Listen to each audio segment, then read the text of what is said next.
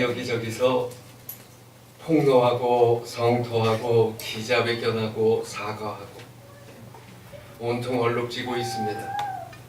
미투도 그렇고 평창도 그렇고 어쩌면 이전에는 그런가 보다 했던 것들이 얼마나 더러운 것인지 새삼 경각심으로 돌아보게 하고 우리가 그동안 얼마나 더럽게 살아왔는지 돌아보게 합니다. 또 사과는 한다 하지만 사실상 자기 죄를 인정하지 않고 잘못을 인정하지 않는 사람, 또 물타기식으로 여론을 통해서 호도하려는 사람, 익명으로 말하면 자기는 아니라고 음해라고 하다가 실명이 밝혀지면 다급해지는 경우도 봅니다. 분명한 것은 이 사회에 경악할 만한 일들이 벌어지고 있다는 것은 다시 봐야 돼요. 너무 더러워서 콕 집어 얘기하고 싶지 않습니다. 그러면 믿는 우리는 어떤가 돌아보게 됩니다. 확실한 진실이 나오면 태도들이 변하는 사람들을 보면서 우리는 완전하신 하나님, 진리 되시는 예수님 앞에서 뭐라고 할 수 있을까 고민해봐야 돼요. 우리가 믿음 좋다고 하는 표현 어디에 기준을 두고 사용합니까? 죄 안 짓고 신앙생활 잘하면이라는 막연한 생각들을 하시죠. 그럼 그것이 뭔가 좀 더 생각해보면 흔히들 우리는 이렇게 얘기해요. 술, 담배 안 하고 주일 점수하고 성경 읽고 기도하고 헌금하고 특별히 11조하고 여기에 전도까지 더하거나 선교활동 또는 어려운 사람들을 위해서 선한 행동을 하는 것 등을 이야기합니다. 피해야 한다라고 생각되는 건 죄고 해야 된다라고 생각하는 것들은 잘 믿는 방법이라고 여깁니다. 분명 틀린 이야기는 아닙니다. 이런 신앙은 미국으로부터 받아들인 청교도적인 신앙 그리고 영적 대각성을 통해서 부흥회적인 신앙을 받아들인 바탕이 있어서 그렇습니다. 청교도들의 신앙을 자유를 찾아서 미국으로 건너가 거기까지 가서 예수님을 믿겠다라고 했을 때 자신들이 처한 사회와 환경에서 야기되는 것들에 대한 정리 아니었나 싶습니다. 거기까지 가서 예배 안 드리고 살고 싶지는 않았을 거예요. 초대교회에서는 예수님 영접하고 세례받으면 천국에 들어가는 것으로 확정된 것으로 받아들였습니다. 교회는 예수님을 영접한 사람들이 나오던 당시였고 예수님을 영접하지 않은 사람은 교인이 아니었어요. 그 가운데서도 정말 잘 믿는다 인정받는 자들 가운데에서도 택하여지고 그 사람들이 다시 수년간의 교육을 통해서 통과한 사람들이 세례를 받았습니다.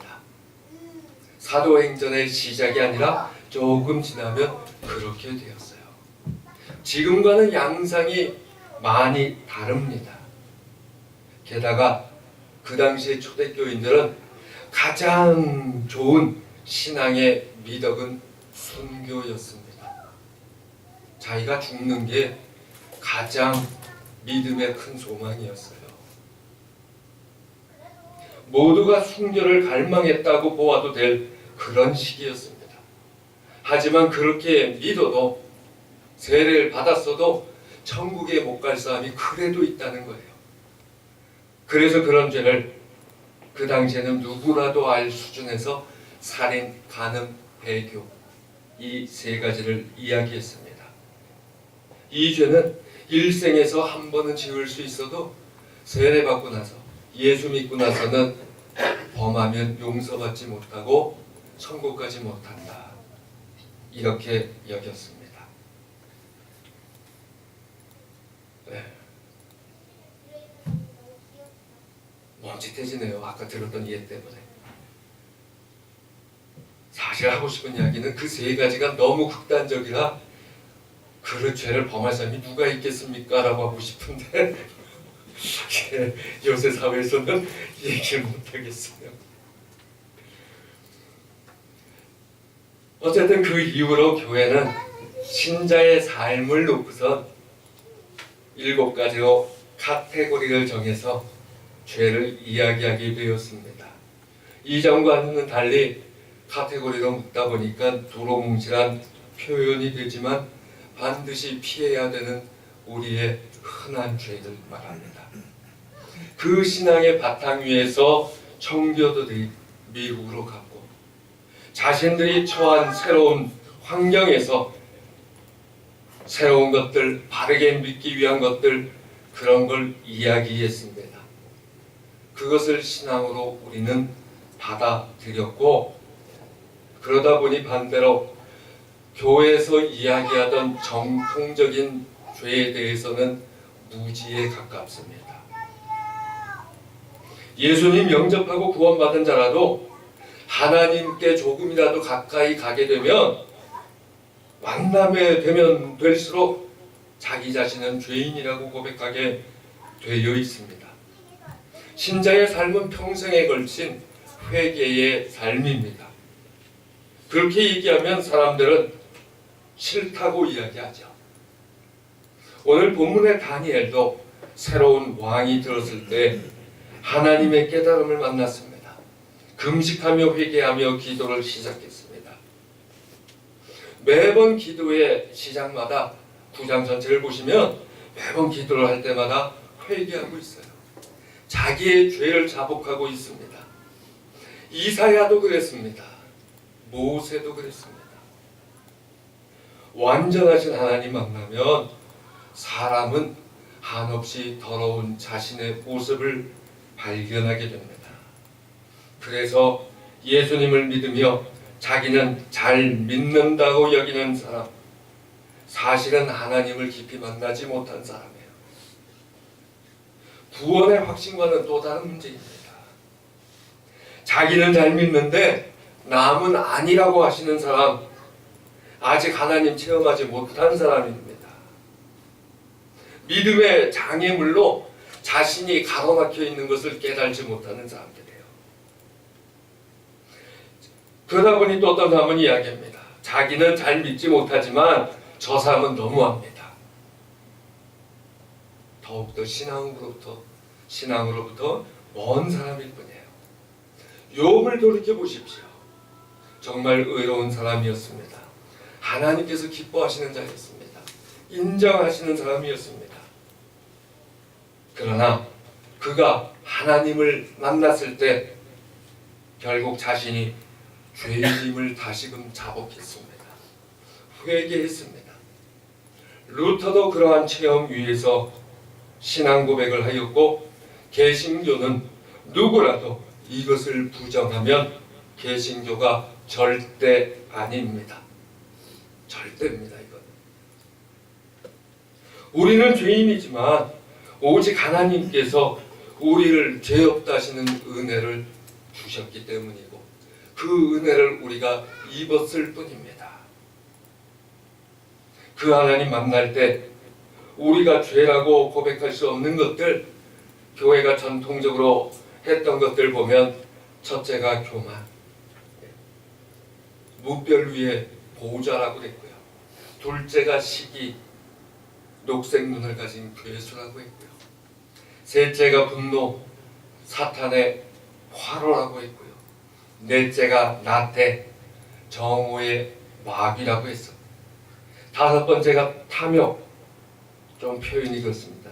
불룩 나온 울챙이 배라고 했고요. 여섯 번째가 탐식, 꽉 찬 배와 텅 빈 영혼. 일곱 번째가 정욕, 타는 갈증에 마시는 바닷물이라고 했습니다.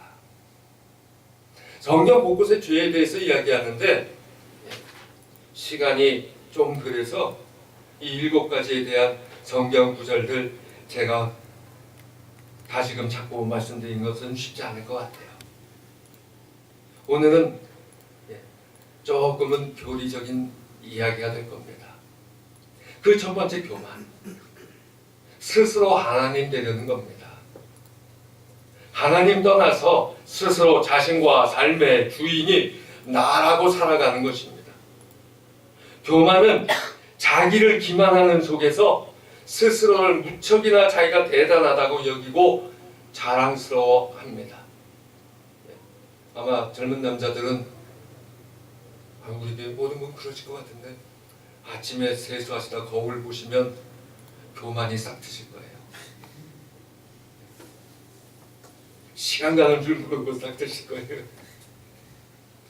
또 이 교만이 종종은 도덕적인 교만에서 발전합니다. 자신의 도덕성 때문에 하나님께서 깨끗한 자라고 자기를 인정한다고 생각합니다. 하나님의 호의를 받을 수 있다고 여깁니다. 그러다 보니까 최악의 교만은 영적인 교만입니다. 영적 교만이라는 화살을 맞게 되면 그동안 아무리 수많은 죄악들을 피해서 살아왔어도 그 모든 것보다 더 큰 죄가 되는 이 교만이 피하지 못하고 나를 사망에 이르게 한다는 거예요.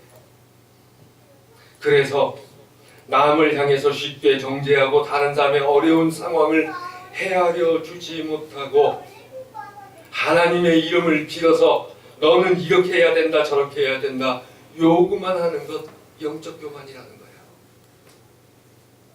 이를 이기기 위해서는 자기를 돌아보는 신앙이어야 완전하신 하나님을 만났을 때 내 자신이 밝히 드러나는 체험이 있어야 됩니다. 빌립보서 2장 3절에서 말씀해요. 아무 일에든지 다툼이나 허영을 하지 말고 오직 겸손한 마음으로 각각 자기보다 남을 낮게 여기며. 두 번째는 시기입니다. 근데 이 시기는 먼 사람을 향하기보다는 이상하리 많지 가까운 사람에게 향합니다. 왜 그런가요? 비교에서 출발하기 때문이에요. 예수님의 포도원 품꾼의 비유에서 함께 일한 사람들이 옆에서 일했던 그 사람, 나보다 늦게 와서 일했던 그 사람 비교했습니다.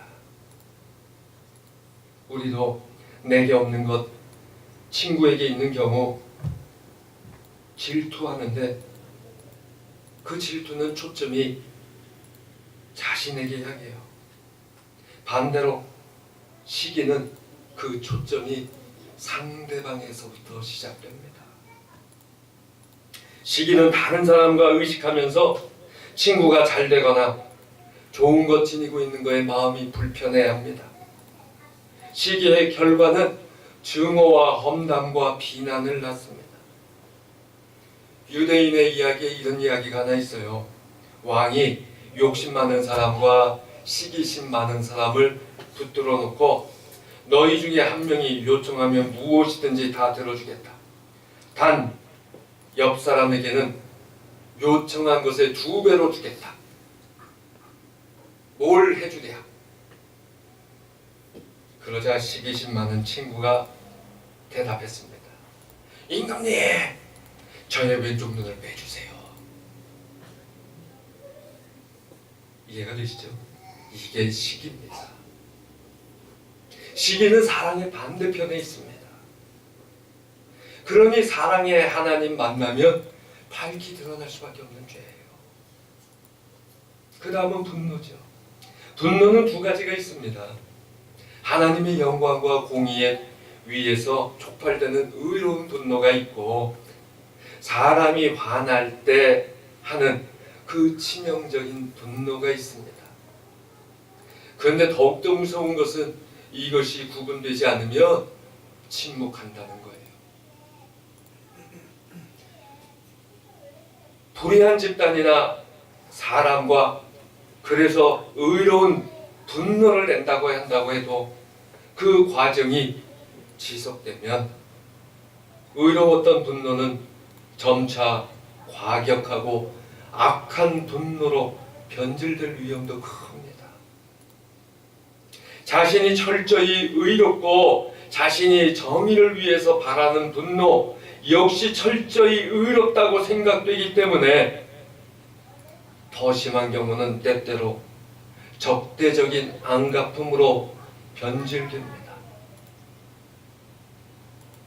가슴에 품은 분노는 언젠가 보복의 형태로 나타납니다. 부부싸움하면 흔히들 그러시죠. 남편이 재활용 쓰레기를 안 버려줘요. 부인이 아침에 밥을 안 차려줘요. 보복의 형태로 나타나요. 아무리 아닌 척해도 속일 수 없어요. 이렇게 보면 교만도 어쩌면 분노의 한 형태 아닐까요? 나는 잘났기 때문에 존중받기 원하고 사랑받기 원하고 그것이 너무나도 당연하다는 자존심이 내 안에서 넘실거리기 때문에 분노가 가까워진다는 거예요. 야고보서 1장 20절에서 분노는 하나님의 의를 이루지 못한다고 했습니다. 모세가 반석을 쳐서 물이 나게 했는데 그의 의지와 신앙에 확고함에서 비롯된 그 의로운 모습, 반석을 친 그 모습이 오히려 하나님의 의를 가리고 하나님의 영광을 돌려드리지 못했다고 민수기 20장은 말씀하고 있어요. 분노는 복수를 부릅니다.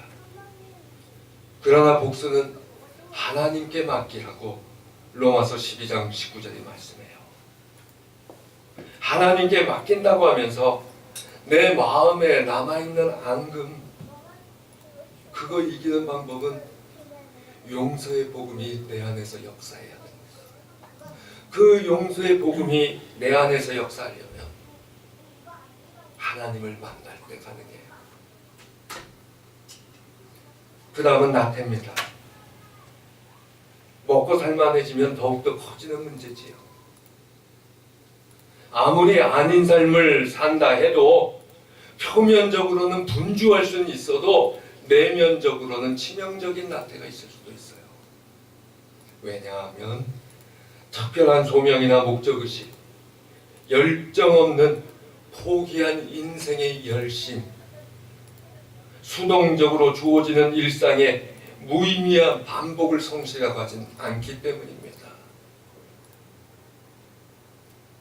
쉽게 얘기해서 하루에 20시간을 일해도 마지못해서 쫓겨다니며 일하는 삶이라면 내면적인 나태라는 거예요. 그 20시간을 사실은 허비한 시간이기 때문입니다. 나태는 앞서 언급한 것과는 달리 행하는 죄가 아니라 행하지 않는 죄를 이야기해요. 마땅히 해야 될 선을 행하지 않는 겁니다. 사랑하라는 말씀 누구나 다 합니다. 그런데 사랑하지 않는 게 죄예요. 원수를 사랑하라고 했는데 내 집에 진짜 원수는 사랑하지 않아요. 그게 죄라는 거예요. 하나님 섬기는 것에 이것이 필요하다 하는 것 자기 마음속에 알고 있는데 하지 않는 것이 죄라는 겁니다. 그것을 회피하기 위해서 이유를 아무리 달아도 그것은 또 한 번 거짓의 죄를 범할 뿐입니다. 특히나 게으른 사람은 상대적으로 자기 연민에 잘 빠지는 경향이 있습니다. 아, 나는 왜 이렇게 불쌍할까? 아, 왜 나는 이렇게 살아야 될까?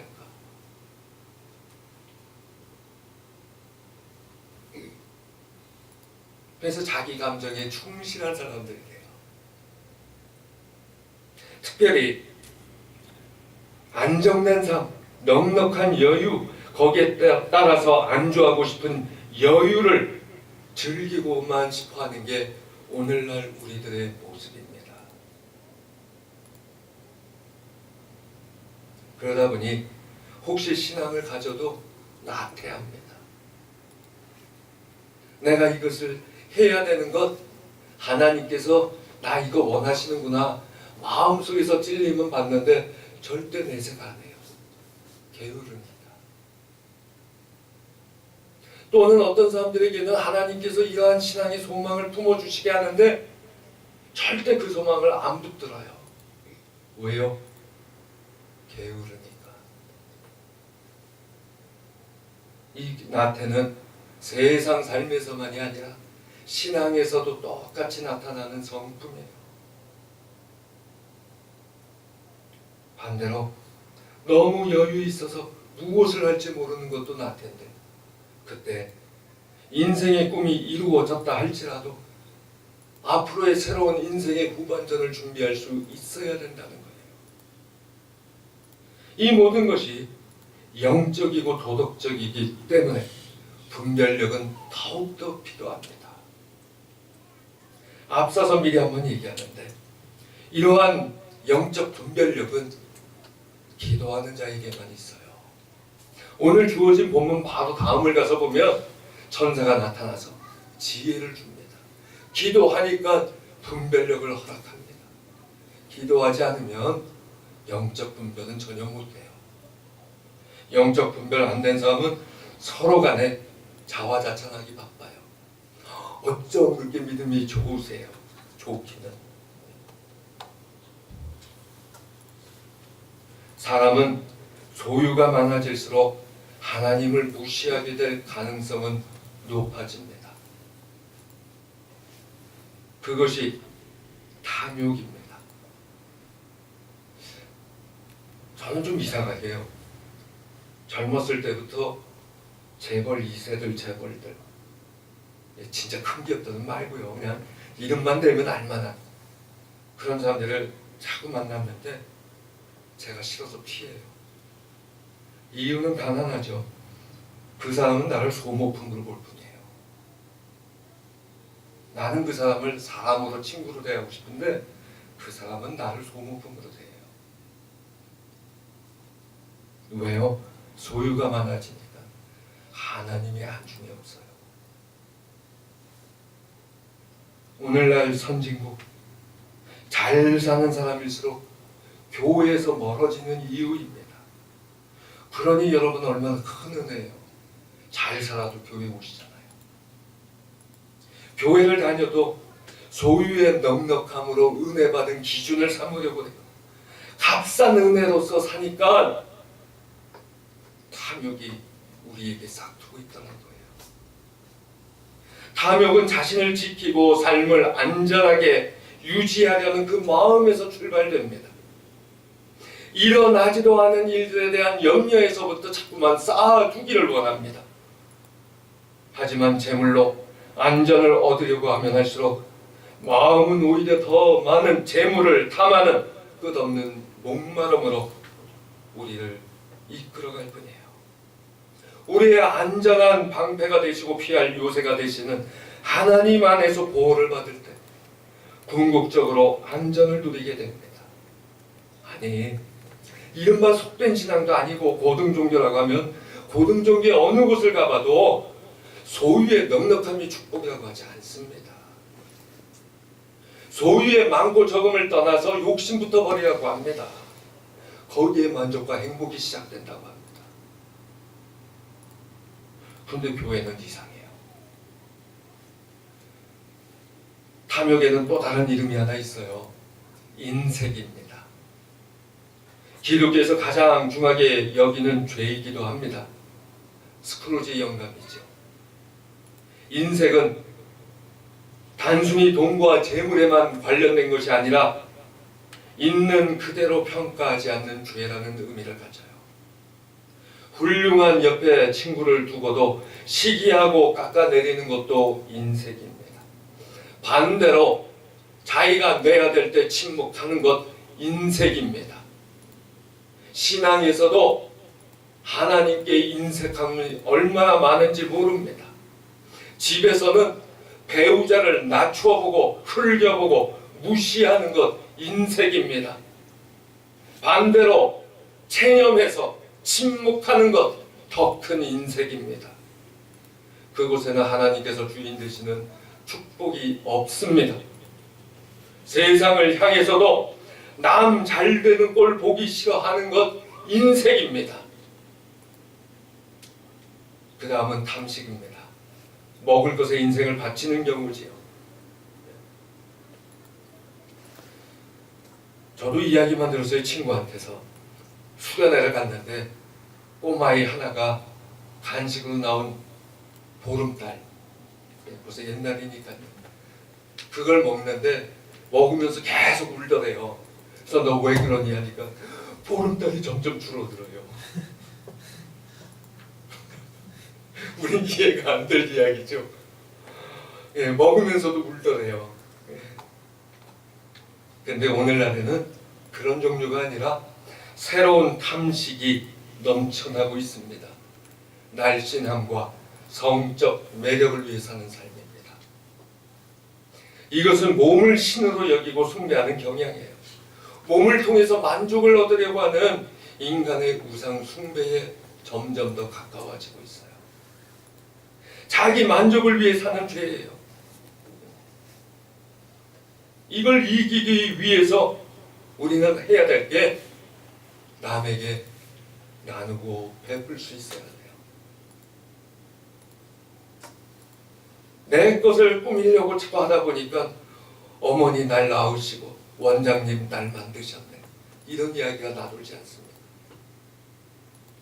가난한 사람 도울 수 있는 게 탐식을 이기는 길입니다. 끝으로 정욕입니다. 근데 많은 사람들이 정욕과 성욕은 구분하지 못합니다. 통제할 수 없는 과도한 성적 욕망, 왜곡된 성욕, 그것을 정욕이라고 합니다. 근원적으로는 마음과 정신에서부터 말미암아 생기는 죄입니다. 정욕은 육체의 약함보다는 의지의 약함에서 나옵니다. 정욕의 습관을 버리는 데 주저하는 이유는 하나님 안에서 기쁨을 찾고자 하지 않기 때문입니다. 미투에서 시작된 자꾸 육두문자 나오려고 하네요. 죄송해요. 어떤 분 성욕이 커서가 아니라 정욕에 사로잡혀서 그런 겁니다. 우리의 몸을 정욕에 내맡기면 하나님 나라 위에서 쓰임 받을 수 없습니다. 하지만 우리는 이 모든 것 믿는다 하지만 신앙과 하나님 이름으로 죄를 범합니다. 그리고는 자기가 죄를 범한 것 인정하지 않습니다. 당연하다고 합니다. 하지만 하나님 앞에서는 아무리 작은 죄라도 크게 나타나 보이기 마련이에요. 하나님 한번 만나보세요. 인정하지 못하는 게 자기 사랑이고 교만이라는 거예요. 하나님 애써 외면하는 죄의 모습이에요. 왜 하나님께만 가면 교회만 나가면 자기가 죄졌다고 훌쩍훌쩍거리냐고 신랄하기도 합니다. 그러나 하나님 만나면 내가 회개하고 훌쩍훌쩍거리는 것이 그게 끝이 아니라는 거예요. 18절 마지막 말씀처럼 오직 하나님의 긍휼하심에 의지하게 됩니다. 죄를 이기는 방법은 죄를 피하는 길인데 내 의지와 감정과 이성과 나의 모든 것 하나님 앞에 내려놓고 결단하며 하나님의 긍휼하심을 의지할 때 변화되는 길이 있어요. 그래도 우리는 주저합니다. 무엇이 옳은지 모르겠다고 합니다. 알아도 그렇고 몰라서도 그렇습니다. 이걸 구별하고 깨닫게 하는 것 하나님께 나아갈 때입니다. 오늘 본문에서 다니엘에게 기도하는 사람에게 영적 분별을 허락하고 계시는 것을 읽을 수 있어요. 기도하지 않는 사람은 영적 분별 못합니다. 오늘날 많은 교인들이 영적 분별 사실은 못하고 있어요. 다들 잘못됐다고 얘기하는데 왜 그런 교회가 잘못되고 나니까 2배가 될까요? 신앙이 아닌 것을 신앙으로 여기는 것, 기도하지 않기 때문이에요. 그리고 우리가 그 하나님께 나아가기 위해서 예배를 드립니다. 성경은 계속해서 모이라고 합니다. 말씀과 기도는 교회에서 드리는 게 기본입니다. 교회에 모여서 기도하고 예배 드리라고 성경은 말씀하고 있어요. 아니라고 말하려고 장황설을 늘어놓을 이유가 없어요. 말씀에 그렇게 있습니다. 그런 거예요. 말씀의 선포의 귀를 기울여야 됩니다. 누구는 혼자 기도하고 혼자 말씀 본다고 합니다. 교회 안 나오는 게 낫죠. 그러려면 모여서 기도하면 자기 기도하지 못한다고 합니다. 왜 자기 욕심으로만 기도하려고 해요? 남하고 나누며 기도해야죠. 목사님 설교에 은혜 받지 못한다고 그래요. 저에겐 그럴 수 있어요. 제가 못하니까. 그런데 우리 주님은 모이라고 합니다. 그런 사람일수록 신앙에서 멀어지고 있을 뿐이에요. 아무리 신앙이 좋았어도 이미 노란불이 들어온 사람이에요. 우리 주님은 모여서 들으라고 하고 기도하라고 합니다. 두세 사람이라도 모여서 기도하라고. 왜 그렇게 말씀하셨겠어요? 남과 함께하는 신앙을 이루는 것, 자기 사랑을 떠나는 기본적인 훈련입니다. 그 위에서 개인의 삶과 현장에서 얼마나 더욱 말씀 보고 기도하고 사모하는지 묻는 것이 하나님 찾는 길입니다. 찾을수록 죄를 피할 수 있습니다. 청교도를 그래서 근면하다고 했습니다. 그들은 그곳까지 가서 예수님 믿기를 원했기 때문에 주의를 성수하자고 했습니다. 그러고도 더욱더 주님 만나는 길을 찾고자 했습니다. 내가 한다고 온전히 이루어지는 것은 결단코 아닙니다. 그러나 하지 않는 죄는 더욱더 큽니다. 죄를 이기기 위해 사는 것도 신앙의 또 하나의 모습입니다.